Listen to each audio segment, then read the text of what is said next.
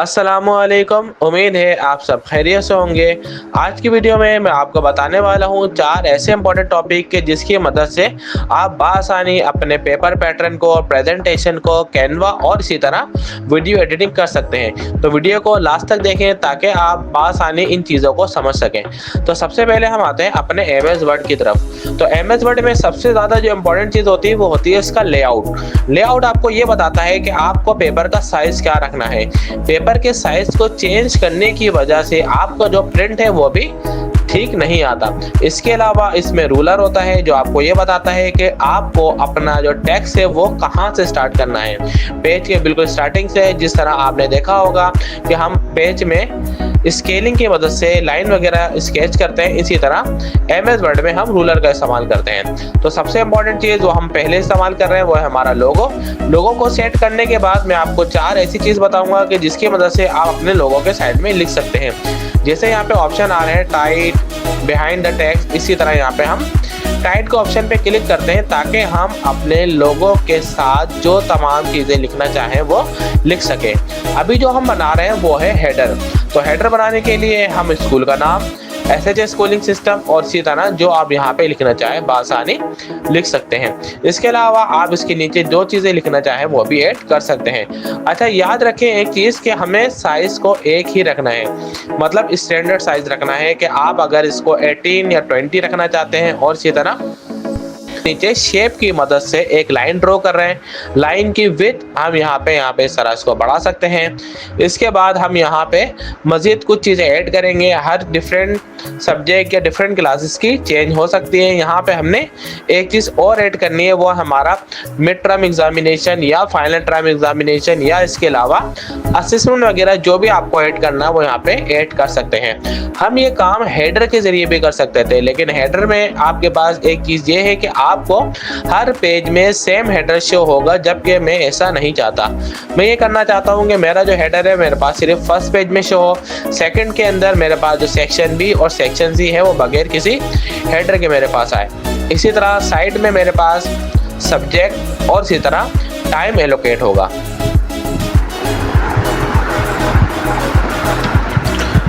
अच्छा जनाब, तो हमारा टाइम एलोकेट और बाकी तमाम चीज़ें हमारी हेडर कंप्लीट हो गया है। इसके बाद हम आएंगे अपने कुछ जनरल इंस्ट्रक्शन की जानिब। तो जनरल इंस्ट्रक्शन हम यहाँ पे दे लेते हैं, जिस तरह हमारे पास सेक्शन ए, सेक्शन बी और सेक्शन सी की कुछ जनरल इंस्ट्रक्शन है। इसके बाद हमारा जो सेक्शन ए जो हमारा कंपलसरी होता है और इसी तरह इसके जो हमारा क्वेश्चन जो हमारा 12 मार्क्स की जो एमसीक्यूज होती हैं आपके अपने सब्जेक्ट के हिसाब से इसके क्वेश्चन के मार्क्स होंगे। अब हम आते हैं अपने एमसीक्यूज की जानिब।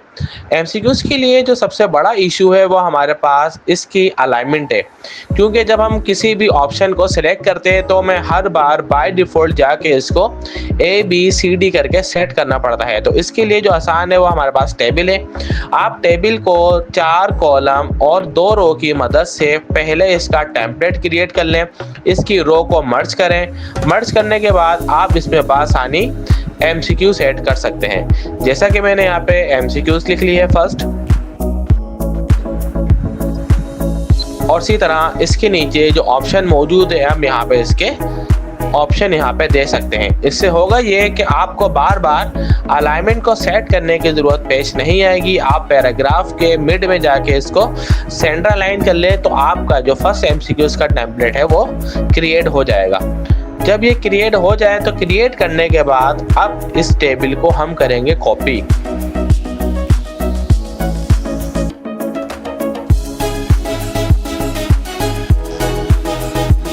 कॉपी करके कंट्रोल सी कॉपी की शॉर्ट की होती है और इसी तरह हम इसको कंट्रोल वी करके हम नंबर ऑफ एमसीक्यूज की तरह हम इसको पेस्ट कर लेंगे।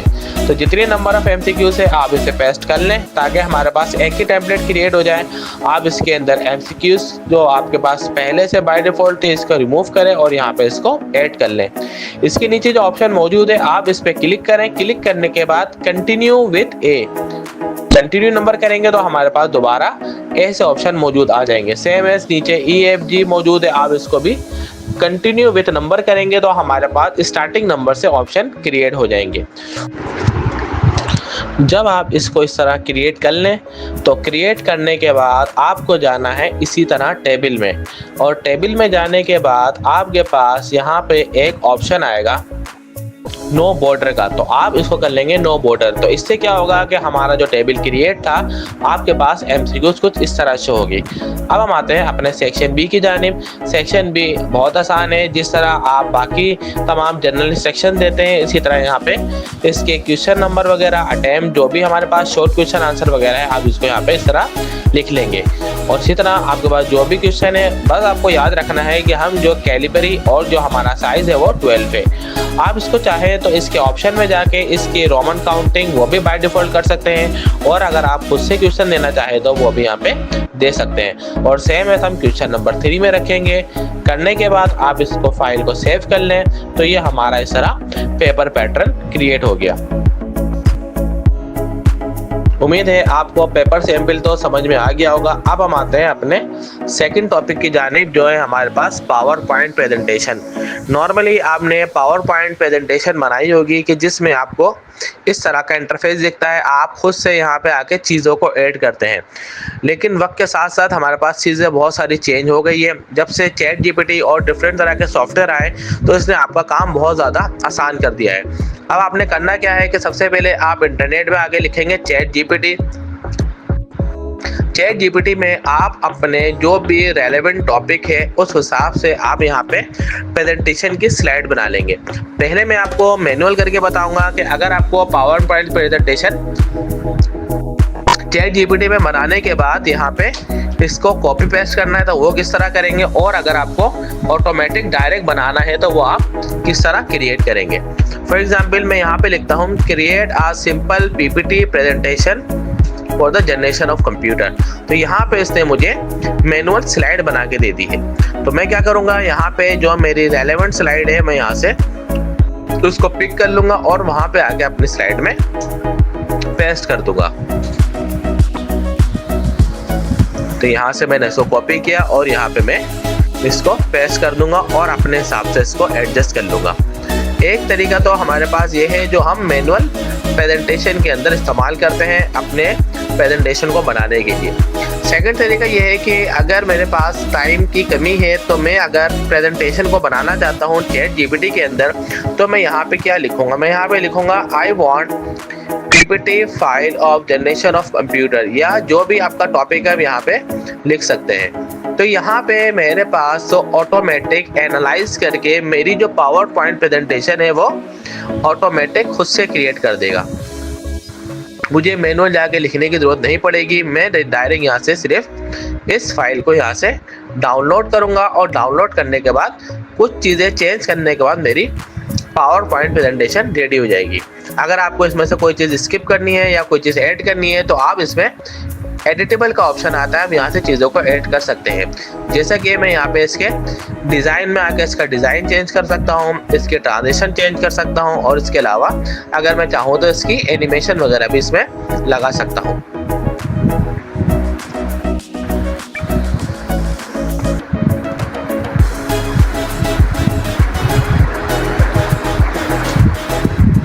F5 करने से आपके पास जो पावर पॉइंट प्रेजेंटेशन है उसकी स्लाइड और एनिमेशन इस तरह शो हो जाएगी। अब हम आते हैं अपने थर्ड टॉपिक की जानिब, जो है हमारा कैनवा। कैनवा को यूज़ किया जाता है डिज़ाइनिंग के लिए। मोस्टली पहले होता ये था कि हमारे पास दो ग्राफिक डिज़ाइनिंग के सॉफ्टवेयर थे, एक थे इलस्ट्रेटर और एक था फोटोशॉप, जिसको काफ़ी ज़्यादा टाइम ड्यूरेशन लगता था चीज़ों को बनाने के लिए। तो अब जो कैनवा है इसकी मदद से आप चीज़ों को आसानी जल्दी से क्रिएट कर लेते हैं, क्योंकि इसमें बाय डिफ़ॉल्ट पहले से काफ़ी सारे टेम्पलेट्स मौजूद है। तो यहाँ पे हम एक एजुकेशन का फ्लायर क्रिएट करते हैं। कस्टमाइज दिस टेम्पलेट पे क्लिक करेंगे। आप अपने मोबाइल में और अपने लैपटॉप वगैरह में भी इस तरह क्रिएट कर सकते हैं। बस शर्त ये है कि आपके पास पहले से आपकी आईडी होनी चाहिए। अगर आपके पास आईडी नहीं होगी तो आपके पास ये लॉगिन नहीं होगा। अब यहाँ से हम चीज़ों को ऐड कर रहे हैं। जैसे फॉर एग्जांपल मैं यहाँ से लोगो लेने के लिए अपलोड पे क्लिक करूँगा, अपलोड फाइल पे, और अपलोड फाइल पे करने के बाद जो मेरे पास लोगो था जो मैंने MS वर्ड में लिया था, मैं यहाँ पे इसको सिलेक्ट कर लूँगा और इसका साइज़ अपने हिसाब से सेट कर लूँगा। इसी तरह यहाँ पे आपको जब भी कोई टेक्स्ट एडिट करना है तो टेक्स्ट पे डबल क्लिक करने के बाद आप इस टेक्स्ट को ऐड कर सकते हैं। जैसा कि मैंने यहाँ पे किया है, आप अपने स्कूल का नाम, इसका फॉन्ट साइज, इसका कलर, इसका स्टाइल, तमाम चीजें यहाँ पे आके चेंज कर सकते हैं। आप इसकी इमेजेस को मिनिमाइज और मैक्सिमाइज भी कर सकते हैं। आप इसकी चीज़ों को एडिट कर सकते हैं। इसी तरह इसके अंदर जो टेक्स्ट है इसको एक जगह से दूसरी जगह भी अपने हिसाब से सेट कर सकते हैं। ज़्यादा बेहतर तरीका ये है कि आपको जिस हिसाब से पोस्टर बनाना है आप वहाँ पे उसी तरह के सिलेक्शन करें। अब मेरे पास यहाँ पे कुछ इमेजेस है। अगर आप इमेजेस को चाहते हैं सेट करना तो आप डायरेक्ट इमेज को ड्रैग एंड ड्रॉप करेंगे उस बॉक्स के अंदर तो वो डायरेक्ट सेट हो जाएगी। तो यहाँ पे देखिए मैंने इस तरह यहाँ पे इसको इमेज को सेट कर लिया। इसी तरह आप इसका इंटरफेस चेंज करना चाहते हैं, जैसे कि यहाँ पे मैं इसका मरून कलर करता हूँ। तो कलर में आएंगे, कलर में आने के बाद आप बाय डिफ़ॉल्ट जो कलर यहाँ पे करना चाहें वहाँ पे सेट कर सकते हैं। तो सिर्फ चंद मिनट के अंदर आप बआसानी अपने टेम्पलेट या डिफरेंट टेम्पलेट की मदद से इसमें डिज़ाइन क्रिएट कर सकते हैं। सेव करने का तरीका भी बहुत आसान है। आप शेयर के ऑप्शन में जाएंगे। शेयर के ऑप्शन में जाने के बाद आपके पास यहाँ पे नीचे ड्रैग डाउन में ऑप्शन आएगा डाउनलोड का।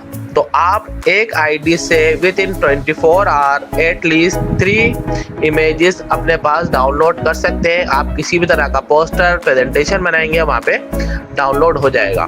तो डाउनलोड करने के बाद यहाँ पे देखें इसकी फाइनल पिक्चर को इस तरह से हो रही है। अब हम आते हैं द लास्ट वन टॉपिक, वो है हमारा वीडियो एडिटिंग। वीडियो एडिटिंग के वैसे तो बहुत सारे सॉफ्टवेयर हैं, सबसे आसान आपके पास है कैपकट। ये आप मोबाइल में भी यूज़ करते होंगे, इसी तरह कंप्यूटर में भी आप यूज़ कर सकते हैं। तो मैंने अपने पास बाय डिफ़ॉल्ट जो मेरे पास वीडियो पहले से मौजूद थी कैपकट में, जो मैं यहाँ से स्क्रीन रिकॉर्डिंग कर रहा था, तो मैं वहाँ से पहले इसको डाउनलोड कर लेता हूँ।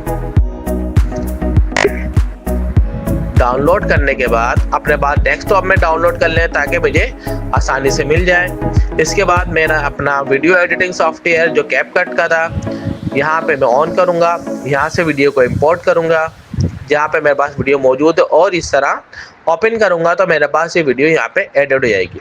इसके बाद हमें इस वीडियो को टाइमलाइन में शो करना होता है। टाइमलाइन से मुराद ये होता है कि हमारे पास ये वीडियो को एडिट करने के लिए हमारे पास किन किन चीज़ों की ज़रूरत होगी, वो तमाम चीज़ें यहाँ पे मौजूद होती है। जैसे कि मुझे यहाँ से क्रॉप करना है तो क्रॉप के लिए मैं ऊपर से यहाँ से क्रॉप कर सकता हूँ। इसी तरह मुझे इसके अंदर कोई टेक्स्ट एडिट करना है तो यहाँ पे मेरे पास टेक्स्ट का, स्टिकर का, इफेक्ट्स का तमाम ऑप्शन मौजूद है। कुछ इसमें से हमारे पास ऐसे हैं कि जो आपके पास फ्री ऑफ कॉस्ट नहीं है और बाकी बहुत सारे आपके पास इसमें फ्री ऑफ कॉस्ट मिल जाएंगे। बहुत आसान है, जिस तरह हमने MS वर्ड में किया था यहाँ पे भी इसका टैग स्टाइल, फॉन्ट स्टाइल तमाम चीज़ें यहाँ से चेंज कर सकते हैं। इसी तरह अब अगर आपको कोई वीडियो के अंदर किसी साउंड को सिलेक्ट करना है, ज़्यादातर मेरी कोशिश ये होती है कि मैं अपने साउंड को पहले रिकॉर्ड कर लेता हूँ, इसके बाद मैं इसको इसके अंदर ऐड कर लेता हूँ। इसी तरह यहाँ पे अगर आपको कोई MP3 वीडियो या ऑडियो यहाँ पे डाउनलोड करनी है तो आप यहाँ से कर सकते हैं। डाउनलोड करने के बाद आपको इसको इसी तरह टाइमलाइन में शो करना है, यहाँ से ड्रैग एंड ड्रॉप करना है। ड्रैग एंड ड्रॉप करने के बाद आप इसको अपने टाइमलाइन में शो कर सकते हैं। ये आपके पास नीचे टाइमलाइन में आ जाएगी। टाइमलाइन में आने के बाद आप इसका वॉल्यूम अपने हिसाब से सेट कर सकते हैं। आप इसको increase, decrease, fade in, fade out, इसकी टाइमलाइन तमाम चीज़ें यहाँ पे अवेलेबल होती है। बहुत आसान सॉफ्टवेयर है, आप आसानी से चीज़ों को एडिट कर सकते हैं। एडिट करने के बाद आपको यहाँ पे एक्सपोर्ट करनी होती है। आप पहले वीडियो को देख सकते हैं, इसकी रेशो 16:19 आपकी यूट्यूब की वीडियो या आपके पास जिस हिसाब से आपको वीडियो सेट करनी है यहाँ पे सेट कर सकते हैं और एट द एंड आप इसको एक्सपोर्ट कर सकते हैं। उम्मीद है कि आपको तमाम चीज़ें समझ में आ गई होगी। जो चीज़ें आपको समझ में नहीं आई हम इसको मैनुअल करके देख लेते हैं। जज़ाकल्लाह।